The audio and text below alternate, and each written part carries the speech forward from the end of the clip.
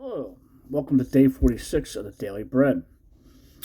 We'll be reading Exodus chapter 7, 1 Samuel 7, Psalms 53, Proverbs 15, Mark 15. We'll be reading out of the Scriptures, 2009 version, Exodus chapter 7 on page 63. Moshe had just gone back to Yah and said, hey, look, things are not doing any better. They're getting worse. How can I go talk to Pharaoh? He's not going to listen to me. And Yah gave him instructions to do what he said. Okay, so chapter 7. And Yeshua said to Moshe, see, I have made you an Elohim, a mighty one, to Pharaoh, and Aaron your brother is your prophet.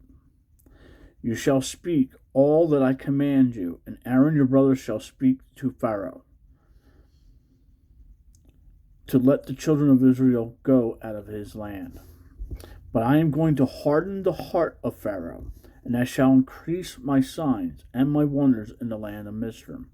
And Pharaoh is not going to listen to you, and I shall lay my hand on Mizraim, and bring my divisions and my people and the children of Israel out of the land of Mizraim by great judgments. And the Mizraim shall know that I am Yahweh, when I stretch out my hand on Mizraim, and I shall bring the children of Israel out from among them. And Moshe and Aaron did as Yahweh commanded them. So they did. Now Moshe was 80 years old, and Aaron was 83 years old when they spoke to Pharaoh. And Yahweh spoke to Moshe and to Aaron, saying, when Pharaoh speaks to you, saying, show a miracle for yourselves, then you shall say to Aaron, take your rod and throw it before Pharaoh, and let it become a serpent. So Moshe and Aaron went in to the Pharaoh, and they did so, as Yahweh commanded. And Aaron threw his rod before Pharaoh and before his servants, and it became a serpent. But Pharaoh also called the wise men and the practitioners of witchcraft, and the magicians of Mizraim, also did their magic. And they each one threw down his rod, and they became serpents. But the rod of Aaron swallowed up their rods. And Pharaoh's heart was strengthened, and he did not listen to them, as Yahweh had said. And Yahweh said to Moshe, the heart of Pharaoh is hard. He refuses to let the people go. Go to Pharaoh in the morning, as he goes out to the water, and you shall stand by the river's bank to meet him, and take in your hand the rod which was turned into the serpent. And you shall say to him, Yahweh, the Elohim of the Hebrews, has sent me to you, saying, let my people go, so that they serve me in the wilderness. But see, until now you have not listened. Thus said Yahweh, by this you know that I am Yahweh. See, I am striking the waters which are in the river with the rod that is in my hand, and they shall be turned to blood. And the fish in the river shall die, and the river shall stink, and the Mizraim shall find it impossible to drink the water of the river. And Yahweh spoke to Moshe, say to Aaron, take your rod and stretch out your hand over the waters of Mizraim, over the serpents, over the rivers, over the ponds, and over all their pools of water, that they become blood. And there shall be blood in all the land of Mizraim, both in wooden and stone containers. And Moshe and Aaron did so, as Yahweh commanded. And he lifted up the rod and struck the waters that were in the river, in the eyes of Pharaoh, and in the eyes of his servants, and all the waters that were in the river were turned to blood. And the fish that were in the river died, and the river stank, and the Mizraims were unable to drink the water of the river. And the blood was all over the land of Mizraim. And the magicians, the Mistrums, did the same with their magic, and the heart of Pharaoh was strengthened, and he did not listen to them, as Yahweh said. And Pharaoh turned and went into his house, and his heart was not moved by this either. And all the Mistrums dug all around the river for water to drink, for they were unable to drink the water of the river. And 7 days were completed after Yahweh had struck the river.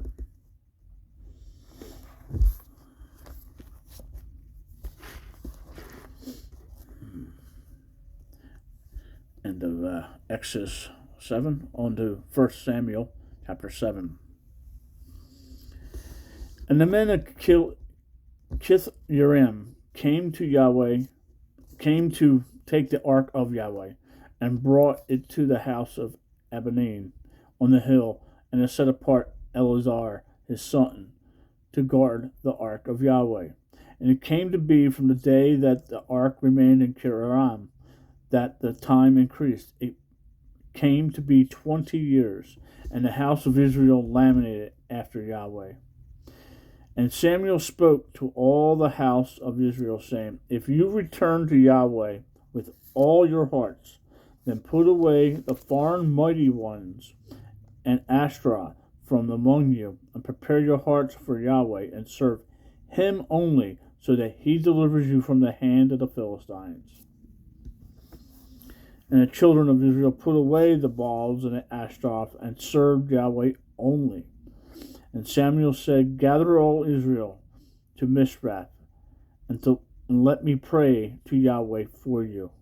And they gathered to Mizpah, and drew water, and poured it out before Yahweh. And they fasted that day, and said, There, we have sinned against Yahweh. And Samuel rightly ruled the children of Israel at Mizpah.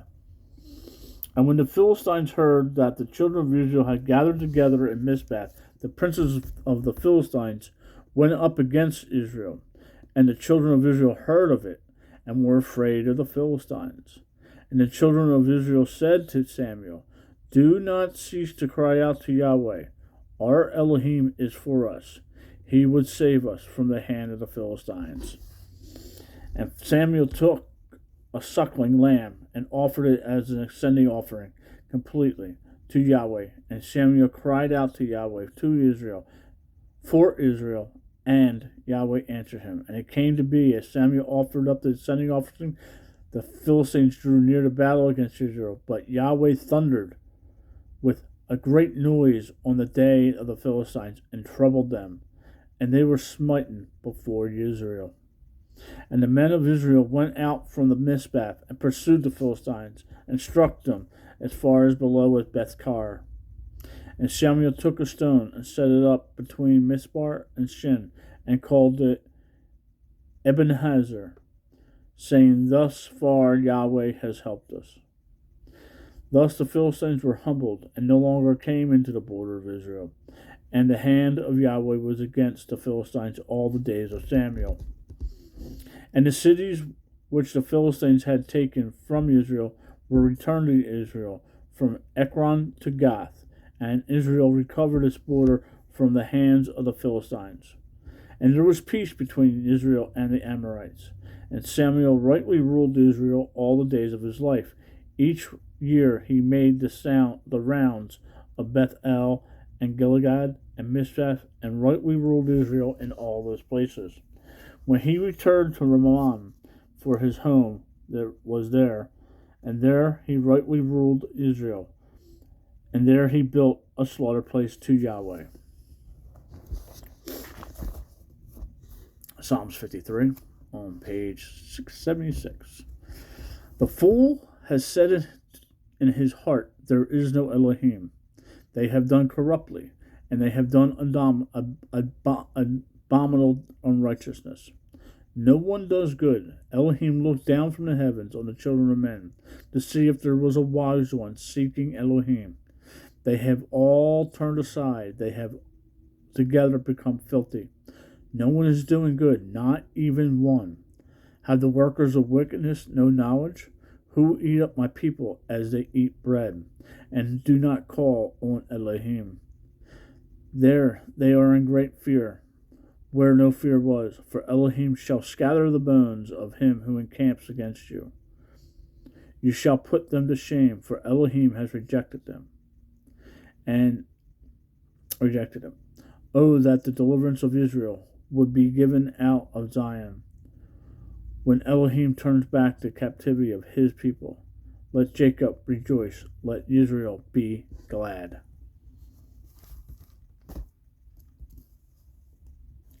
Proverbs 15. Wow. A soft answer is on page 742, Proverbs 15. A soft answer turns away wrath, but a harsh word stirs up displeasure. The tongue of the wise makes knowledge good, but the mouth of fools pours out foolishness. The eyes of Yahweh are in every place, watching the evil and the good. A healing tongue is a tree of life, but perverseness is in it crushes the spirit. A fool despises his father's discipline, but he who heeds reproof is clever. The house of the righteous is in a great treasure, but in the income of the wrong is troubled. The lips of the wise scatter knowledge, but the heart of fools is not so. The slaughtering of the wrong ones is an abomination to Yahweh, but the prayer of the straight is his delight. The way of the wrong one is abomination to Yahweh, but he loves him who pursues righteousness. Discipline is grievous to him who forsakes the way. He who hates reproof dies.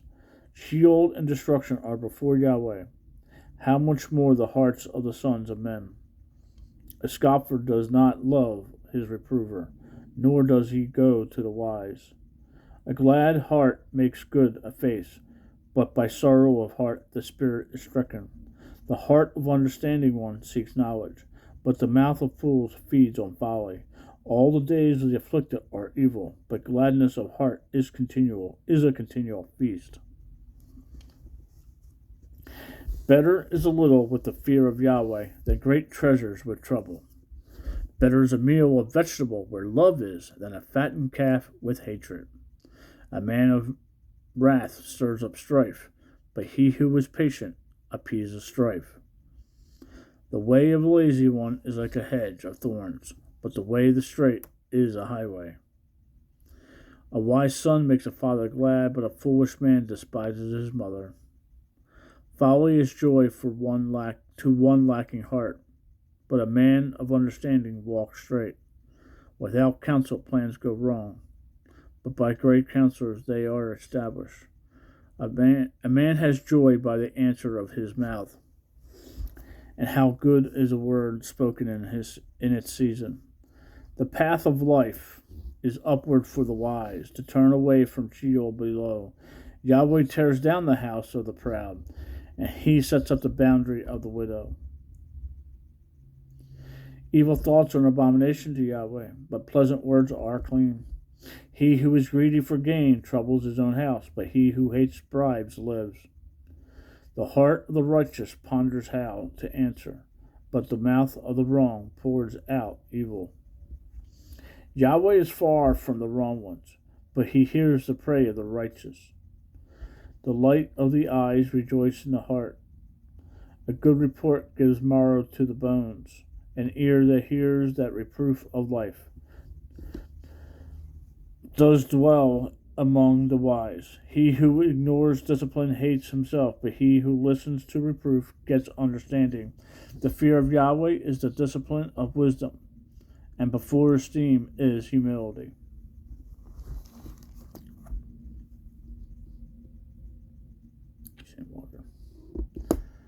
No, Mark chapter 15 on page 977. Yeshua is before the Yehudim. Peter denied him 3 times before the cock crowed twice, and Peter wept.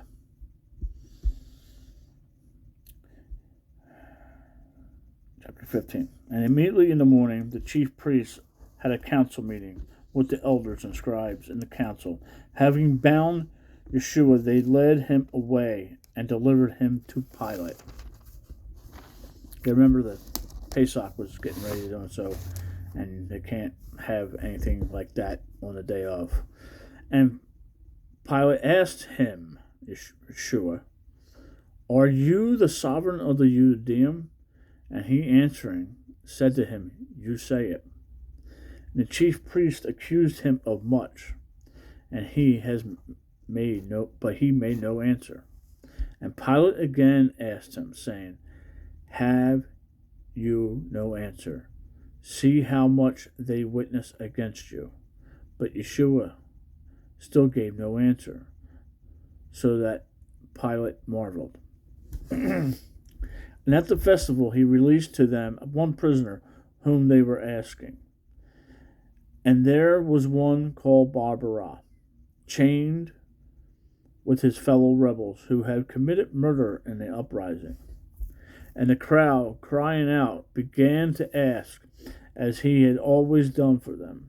But Pilate answered them, saying, "Do you wish me to release to you the sovereign of the Judeans?" For he knew that the chief priests had handed him over because of envy. And the chief priests stirred up the crowd so that he would rather release Barbara to them.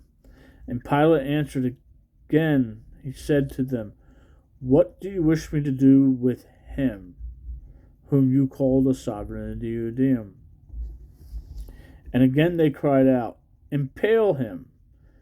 And Pilate said to them, "Why? What evil has he done?" And they vehemently cried out, "Impale him."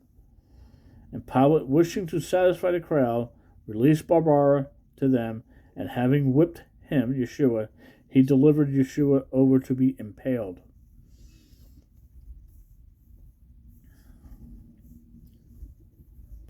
And the soldiers led him away into the court which is in the palace. And they called together the entire company of soldiers, and decked him with purple, Yeshua. And they plaited a crown of thorns, put it on him. The crown of thorns wasn't just what you see, what they show on the cross, just this thing here. No, it was like a crown, like a king wears a crown, like that type of deal. But it was all made of these, they call Jerusalem thorns.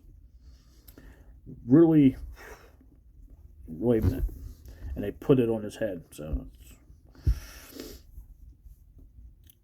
and they decked him with purple, and they plaited a crown of thorns put on to him. And they began to call him, Yeshua, "Greetings, sovereign of the Judeans." And they kept beating him on the head with a reed, and were spitting on him, and bending the knee, they bowing down to him.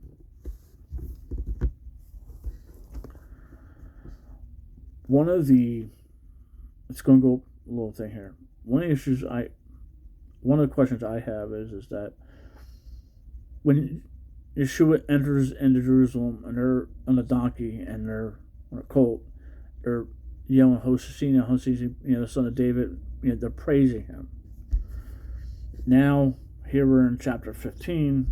They're be impaling him. Granted, the Judeans, the Pharisees, are stirring that up. But how many of those people that were there, that part, cheering him on, are now doing this? I know how fickle we can be as a people, and so it's just like that part bothers me.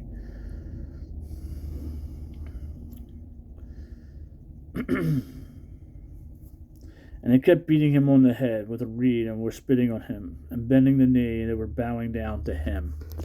And when they had mocked him, they took the purple off of him, and put his own garments on him, and led him out to impale him. And they compelled a passerby, Shimon, a Syrian, coming out from the field, the father of Alexander and Rufus, to bear his stake. Not a cross, it's a stake, a star rose. And they brought him to the place Goliath, which is translated place of the skull. And they were giving him wine mixed with myrrh to drink, but he did not take it. And when they impaled him, they divided his garments, casting lots for them. Psalms 22:18. That each one would take. And it was the third hour, and they impaled him. And the inscription of his accusation was written above him, the sovereign of the Judean. And with him they impaled two robbers, one on his right and the other on his left. And the scripture was filled with, which says, as he was reckoned with the lawless. Joshua 53, or is that Jeremiah? Isaiah 53:12. And those passing by were blaspheming him, shaking their heads. Psalms 22:7. No, that's Proverbs 22:7. I was right. Psalms 22:7. And saying, you have destroyed the dwelling place and built it in 3 days. Save yourself and come down from the stake. And likewise the chief priests and the scribes, mocking to one another, said, he saved others, but he is unable to save himself. The Messiah, the sovereign of Israel, come down from the stake, so that we shall see and believe. And those who were impaled with him were reproaching him. And when the 6th hour came, darkness came over the land until the 9th hour. And at the 9th hour, Yeshua cried out with a loud voice, saying, Eli, Eli, lama sabachthani, which is translated, my El, why have you forsaken me? Psalms 22:1. And some of those standing by, when they have heard it, said, see, he is calling for Elijah. And someone ran and filled a sponge with sour wine and put it on a reed and offered him to drink it. Psalm 69:21. Saying, leave him. Let us see if Elijah does come to take him down. And Yeshua cried out with a loud voice and breathed his last. And the veil of the dwelling place was torn in two from top to bottom. And when the captain who was standing opposite him saw that he cried out like this and breathed his last, he said, truly, this man was the son of Elohim. And there were also women watching from a distance, among whom also Miriam of Magdala, and Miriam, the mother of Jacob the Less, and of Joseph and Shimon, who also followed him and attended him. And he was in Galilee, and many other women who came up with him to Jerusalem. And when evening had come, because it was a preparation day, that is the day before the Shabbat, Joseph Ramon, the prominent council member, who was himself waiting in the reign of Elohim, came boldly, went to Pilate, and asked for the body of Yahweh, Yeshua. But Pilate wondered whether he was already dead. So summoning the captain, he asked him if he was already dead.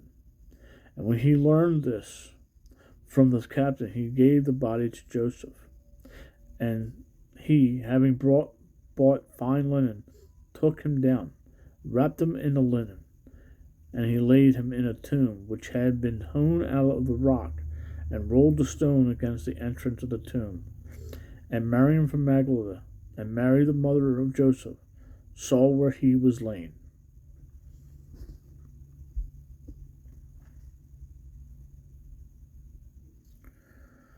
Shalom. Make it a great day. Read your Bible. Talk to the Father.